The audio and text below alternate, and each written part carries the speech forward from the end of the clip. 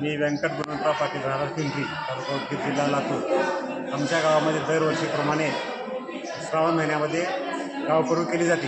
तसे यावर्षी पण गावकरूचा प्रोग्राम पार पाडण्यात येत आहे आज. तर त्यानिमित्ताने सगळ्या गावातील लोक मित्रमंडळी यांना आमंत्रण देऊन जेवण्यासाठी निमंत्रण देण्यात आले होते. त्याप्रमाणे सगळे गावातील लोक जेवण करून कार्यक्रम आता समाप्तीचे होत आहेत.